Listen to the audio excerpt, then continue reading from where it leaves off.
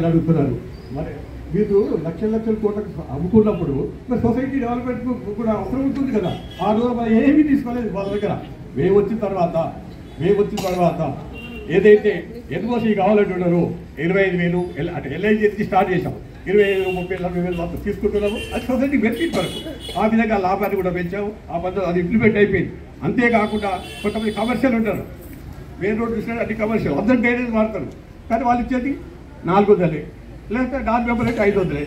దాన్ని ఏం చేసామంటే ఎవరైతే నాన్ మెంబర్ 1000 రూపాయలు కట్టాలని చేసాం. అది ఇంప్లిమెంట్ అవుతుంది. ఎవరైతే మన మెంబర్లే కమర్షియల్ కూడా వాళ్ళకు రోడ్డు వైపు ఉన్న వాళ్ళు మెయిన్ రోడ్డు వాళ్ళకు డ్రైనేజ్ ఎక్కువ వాడుతున్న వాళ్ళకు కూడా 500 చేసాం. అంటే నామమాత్రంగానే చేసాం. ఇంకా చేయాలంటే 500 కాదు 5,000 చేసినా నష్టం లేదు. ఎందుకంటే ఆ విధంగా డ్రైనేజీ ఇండివిజువల్ గవర్నమెంట్ మన స్టాఫ్ను పెట్టుకున్నాం, వాళ్ళ శాలరీస్ ఇస్తున్నాం, బోనస్ ఇస్తున్నాం. ఇది కూడా మనం మన ఇన్కమ్ పెంచుకోవాలి కదా. ఆ పద్ధతిలో మనం వాళ్ళని మనం వసూలు చేయడం అనేది అంటే సొసైటీ ఇన్కమ్ పెంచుకున్నాం. ఇక పోతే డెవలప్మెంట్ కార్యక్రమంలో మీకు తెలుసు ఏదైతే పాత బిల్డింగ్ ఉందో దాన్ని రిపేర్ చేయాలని కడుతున్నారో వాళ్ళు 15 లక్షలు కట్టాలి మాత్రమే ముందుకొచ్చారు. మీటింగ్లో ఎంసీ మీటింగ్లో ఆఫర్ చేశారు. దాన్ని కూర్చో తప్పకుండా చెత్తముట్టలు వేసేసాం.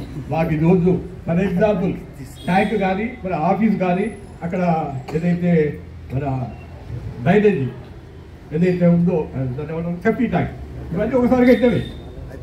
ఇప్పుడు 10 సంవత్సరాలకి డ్రైనేజ్ కూలిపోయింది. ఆ రోజు 6,000 చెప్పారంట. వాళ్ళ ఇంటి మీదే ఉంటుంది అక్కడ జనరల్గా. ఆ డ్రైనేజీ దాన్ని రిపేర్ చేసుకుంటే సరిపోయేది. దురదృష్టం ఏంటంటే అందరికీ తెలియని విషయం, తెలుసో తెలియదు కానీ ఇప్పుడు మన కాలనీకి అవుట్లెట్ లేదు.